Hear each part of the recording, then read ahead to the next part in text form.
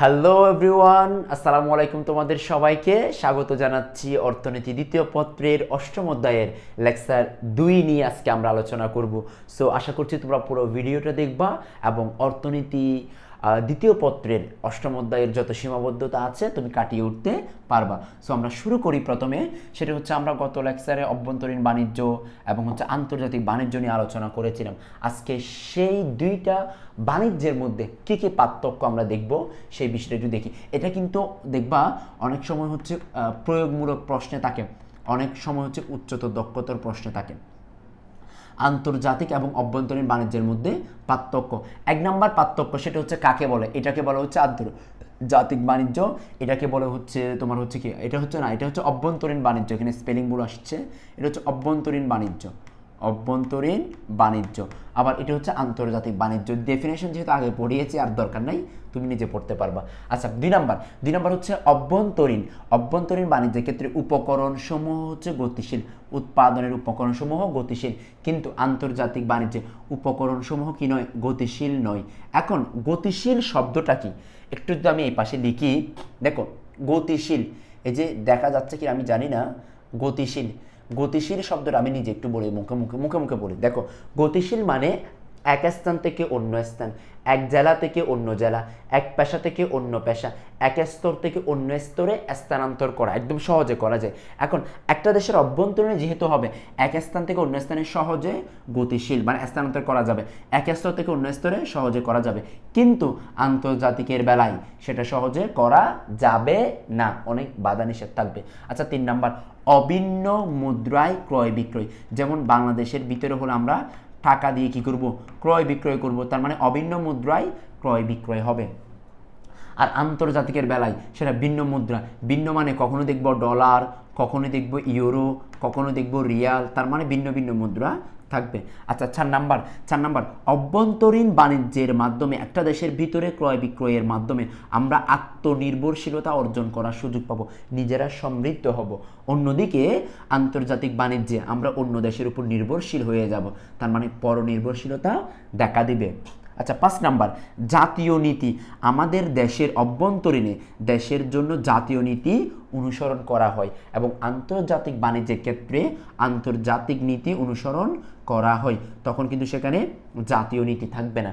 আচ্ছা, 6 নাম্বার হচ্ছে সাদৃশ্য বাজার। আমাদের দেশের মধ্যে যে বাজার হবে, দেখবে অধিকাংশ বাজারে ভোগ্যদ্রব্য ক্রয় বিক্রয় হয়, অধিকাংশ বাজারে একই রকম দ্রব্য ক্রয় বিক্রয় হয়, কিন্তু আন্তর্জাতিক বাণিজ্যে তুমি দেখবে হচ্ছে পৃথক বাজার, পৃথক দ্রব্যের ক্রয় বিক্রয় এবং পৃথক বাণিজ্য তুমি দেখতে পাবা। আচ্ছা, এরপরে অবাধ বাণিজ্য।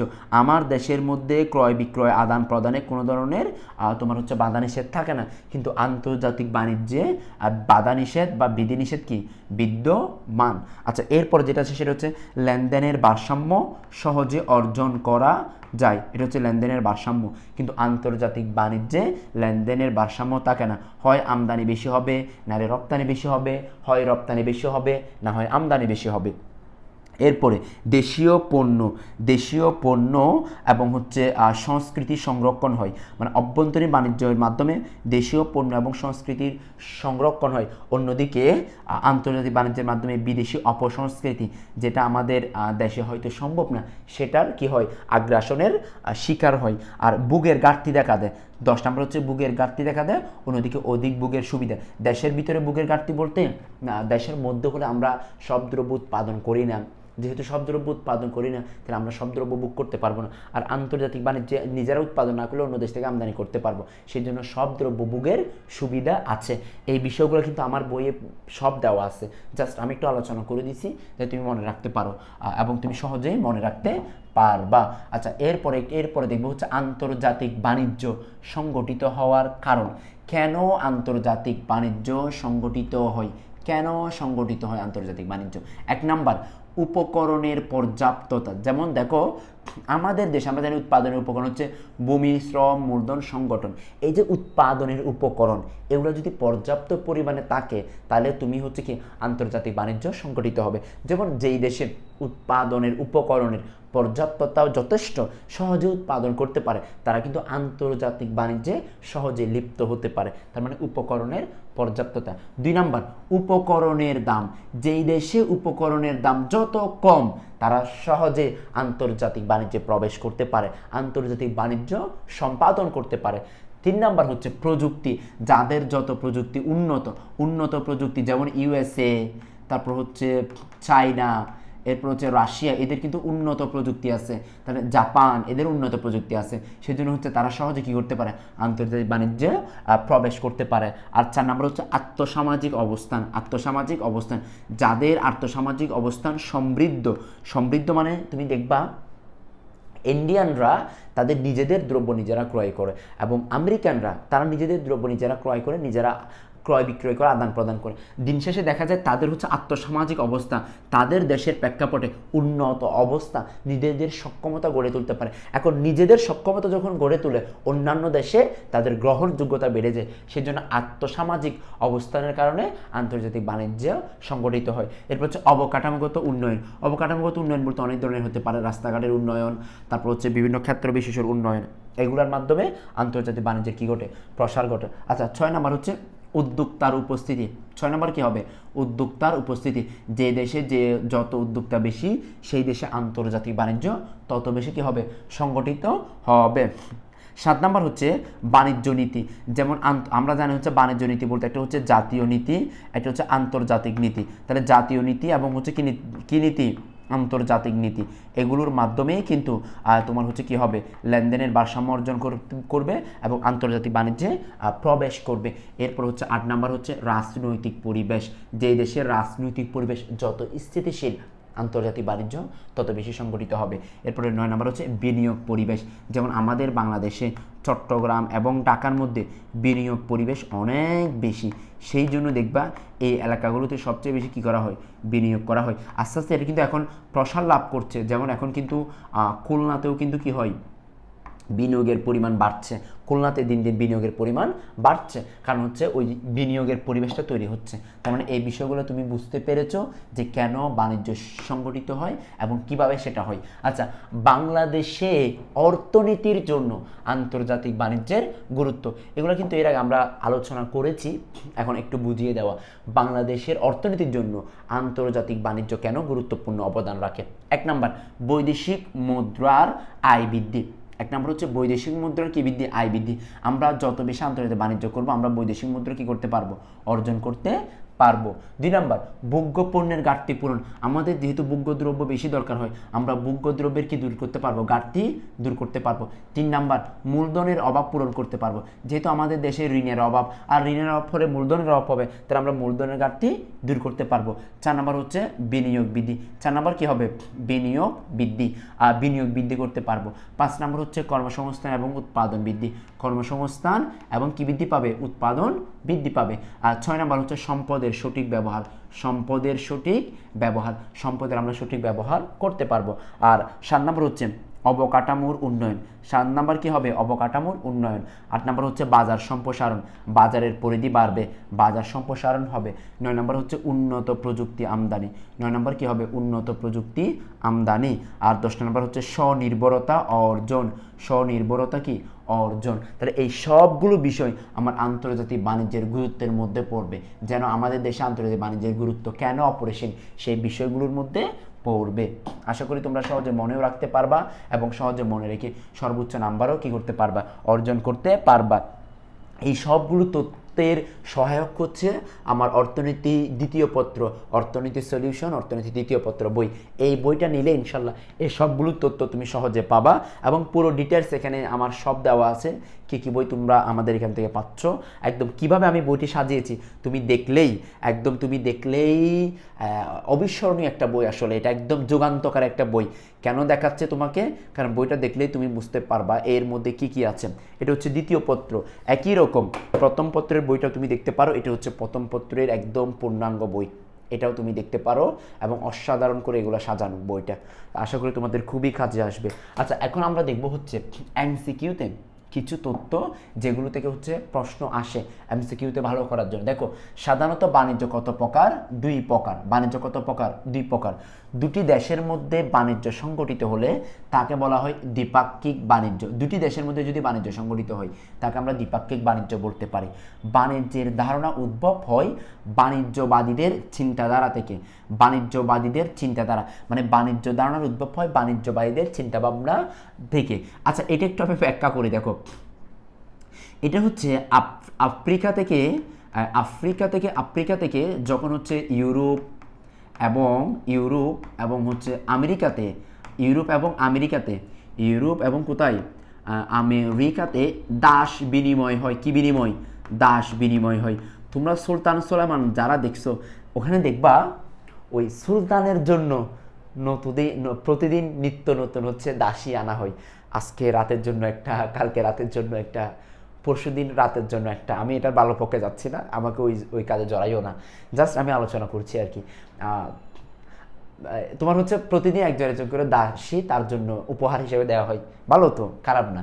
তাহলে প্রতিদিন একজন দাসী দিচ্ছে, এটা কিন্তু তখন একদম সেই আগেরকার সময়ে দেওয়া হতো। আফ্রিকার মানুষজন তো এমনি একটু সাদা, তো এই সাদা দাসীগুলো কোথায় দেওয়া হতো? ইউরোপ এবং আমেরিকায় দেওয়া হতো। এখন তুরস্ক এমন একটা দেশ যেটা দুটা মহাদেশে অবস্থান করে, একটা হচ্ছে এশিয়া মহাদেশ, একটা হচ্ছে ইউরোপ মহাদেশ। দুইটা মহাদেশের মাঝখানে তুরস্কের অবস্থান। তখন তুরস্কে আগের নাম ছিল হচ্ছে ইসলামবুল, পরে এটা হচ্ছে ইস্তাম্বুল। যেমন বর্তমানে তুরস্কের রাজধানী হচ্ছে ইস্তাম্বুল, সেটার আগের নাম ছিল ইসলামবুল। এবং সেই ইসলামবুলে যখন পুরো বিশ্বের সাম্রাজ্য, পুরো বিশ্বের রাজধানী সুলতান সুলেমান যখন রাজত্ব করে, তখন হচ্ছে ওনাদের জন্য দাসী প্রেরণ করা হতো আফ্রিকা থেকে। তখন হচ্ছে এই বাণিজ্যের ক্ষেত্র বিশেষটা শুরু হয়। এটা প্রায় কত সাল? এটা হচ্ছে প্রায় 1200 সালের দিকে, উসমানীয় সাম্রাজ্যের সময়। 1200, এই যে তোমরা আর্তুগরুল গাজী, উসমান, তারপরে আর কে কে যেন নাম আছে, ওগুলো দেখছো না? ওই তখনকার সময় থেকে হচ্ছে কি বাণিজ্যের উদ্ভব হয়। আচ্ছা এরপরে 4 নাম্বার, আন্তর্জাতিক বাণিজ্যের গতি বৃদ্ধি পায় ইংল্যান্ডে শিল্প বিপ্লবের পর। এটার গতিটা বৃদ্ধি পায়, অনেক সুদূর প্রসারী গতি। আচ্ছা, বিশ্ব শান্তি ও সম্প্রীতির সহায়ক হলো আন্তর্জাতিক বাণিজ্য, শান্তি এবং সহায়ক। তবে যে যত ধনী সে আরও ধনী হচ্ছে, যে যত গরিব সে আরও গরিব হচ্ছে। আন্তর্জাতিক বাণিজ্যের দিক রয়েছে 2টি, এটা হচ্ছে অভ্যন্তরীণ মানে আমদানি বাণিজ্য, এটা হচ্ছে রপ্তানি বাণিজ্য। আন্তর্জাতিক বাণিজ্যের দিক হচ্ছে 2টি, এটা হচ্ছে অভ্যন্তরীণ বাণিজ্য, এটা হচ্ছে কি আমদানি বাণিজ্য। আচ্ছা এরপরে আন্তর্জাতিক বাণিজ্যের শর্ত হলো কমপক্ষে 2টি সার্বভৌম দেশ থাকতে হবে, স্বীকৃত 2টি দেশ থাকতে হবে। আন্তর্জাতিক বাণিজ্যের সূত্রপাত হয় দাস বিক্রির মাধ্যমে, এটা কিন্তু একটু আগে আমি বলেছিলাম। 2 বা ততোধিক দেশের মধ্যে সংগঠিত হয় আন্তর্জাতিক বাণিজ্য। নিয়ন্ত্রণের দৃষ্টিকোণ থেকে আন্তর্জাতিক বাণিজ্য 2 ভাগে, এটা হচ্ছে অবাধ, এটা হচ্ছে সংরক্ষিত। নিয়ন্ত্রণের দৃষ্টিকোণ থেকে একটি হচ্ছে অবাধ, এটা কি সংরক্ষিত। আচ্ছা, কোনোরূপ কোটা বা শুল্ক আরোপিত হয় না অবাধ বাণিজ্যে। শুল্ক থাকবে না, কোটা থাকবে না, সেটা হচ্ছে কোন বাণিজ্যে? অবাধ বাণিজ্যে। আশা করি তোমরা সহজেই বুঝতে পেরেছো এবং মনেও রাখতে পারবা। মনে রাখাটা হলো আসলে মূল কাজ এখানে। আচ্ছা, তুলনামূলক খরচ তত্ত্বের পূর্ণাঙ্গ রূপ উপস্থাপিত হয় 1817 সালে। একটু আমি তোমাদেরকে বলি, এটা নিয়ে যেহেতু আসছে, এই যে এখানে একটা তত্ত্ব আছে, এই তত্ত্বটা কিন্তু এখন সিলেবাস বহির্ভূত। এটা কি সিলেবাস বহির্ভূত? এটা কিন্তু আগে ছিল, এখন কিন্তু এটা সিলেবাসের মধ্যে আগে ছিল 2017-18 সালে এই সেশনগুলোতে ছিল, এখন কিন্তু এটা সিলেবাস বহির্ভূত। সেজন্য এগুলো পড়ার দরকার নেই, জাস্ট এমনিতে আমি একটু চোখ বোলা যে এটা পড়তে হবে না, এটা সিলেবাসের পরীক্ষা প্রশ্ন আসবেও না, জাস্ট একটু এমনি জেনে রাখো। তুলনামূলক খরচ তত্ত্বের পূর্ণাঙ্গ রূপে উপস্থাপিত হয় 1817 সালে। চরম সুবিধা তত্ত্বের প্রবক্তা হচ্ছে অ্যাডাম স্মিথ। তুলনামূলক খরচ তত্ত্বের, এগুলো কিন্তু বিশ্ববিদ্যালয়ে ভর্তি পরীক্ষা কাজে আসবে। তুলনামূলক খরচ তত্ত্ব হচ্ছে ডেভিড রিকার্ডো। এরপর হচ্ছে সর্বপ্রথম আন্তর্জাতিক বাণিজ্যের কারণ বিশ্লেষণ করেন হচ্ছে অ্যাডাম স্মিথ। এগুলো একটু জেনে রাখিও, এগুলো হচ্ছে বিশ্ববিদ্যালয় ভর্তি পরীক্ষার সাধারণ জ্ঞানে তোমার কাজে আসবে। আশা করি ইনশাল্লাহ তুমি ভালো করতে পারবা। এবং এরপরে হচ্ছে দেখো আমদানি সমান রপ্তানি হলো বাণিজ্যে ভারসাম্য। আমদানি এবং রপ্তানি হলে কি হবে? বাণিজ্যে ভারসাম্য দেখা দিবে। আমদানি এবং রপ্তানির মধ্যে হলে কি দেখা দিবে? বাণিজ্য আমদানি এবং রপ্তানি সমান হলে বাণিজ্যে কি দেখা দিবে? ভারসাম্য দেখা দিবে। ভারসাম্য কি দেখা দিবে? ভারসাম্যে বাণিজ্য দেখা দিবে। বাংলাদেশে প্রতি বছর গড় খাদ্য আমদানি হয় 25 থেকে 30 মিলিয়ন, মানে 30 লক্ষ টন। ভোক্তাদের চাহিদার পার্থক্য লক্ষ্য করা যায় আন্তর্জাতিক বাণিজ্যে। বাণিজ্য শুল্ক আরোপ করা হয় আন্তর্জাতিক বাণিজ্যে। বাণিজ্য শুল্ক আরোপ করা হয় কোথায়? আন্তর্জাতিক বাণিজ্যে। আশা করি এই বিষয়গুলো তোমরা একদম সহজে পারবা এবং এটা নিয়ে তোমাদের ইনশাল্লাহ কোনো কনফিউশন থাকবে না। সো নিয়মিত একটু পড়াশোনা করলে আশা করি এটার উপর কোনো জটিলতা দেখা দেয় না এবং ইনশাল্লাহ সর্বোচ্চ ভালো করতে পারবা। আর যদি বই দরকার হয় আমার নাম্বারটা একটু আমি তোমাদেরকে দিয়ে দিই, সেই নাম্বার আমার সাথে যোগাযোগ করিও, তোমরা সবাই বই পেয়ে যাবা। আমার নাম্বারটি হচ্ছে 01875556258। এই নাম্বারে আমাকে হোয়াটসঅ্যাপ মেসেজ করলে এবং কুরিয়ারে কত টাকা পাঠাবা বিস্তারিত তথ্যগুলো আমি তোমাদেরকে বলে দিব, তাহলে তুমি বইটা নিতে পারবা। আর ফেসবুকে গিয়ে তুমি যদি DELWAR স্পেস সার লিখলে আমার পেজ পেয়ে যাবা, আমাকে নক দিতে পারবা। অথবা আমার পার্সোনাল আইডিতে দেলোয়ার হোসাইন, এই পার্সোনাল আইডিতেও তুমি যদি নক দাও তাহলে পুরো ডিটেলসে তুমি পেয়ে যাবা, যেখানে আমি তোমাদেরকে কি কি লাগবে পুরো ডিটেলস তোমাদেরকে আলোচনা করে দিব। অর্থনীতি প্রথম পত্র দ্বিতীয় পত্র দুটা বই তোমরা ইনশাল্লাহ পেয়ে যাবা। সো আশা করছি তোমরা অনেক অনেক ভালো করতে পারবা। তোমাদের জন্য রইল অনেক অনেক শুভকামনা। ততদিন পর্যন্ত ভালো থেকো যতদিন আমাদের লেকচার 3 না আসছে। সো তোমাদের সবার জন্য অনেক অনেক শুভকামনা। আসসালামু আলাইকুম সবাইকে।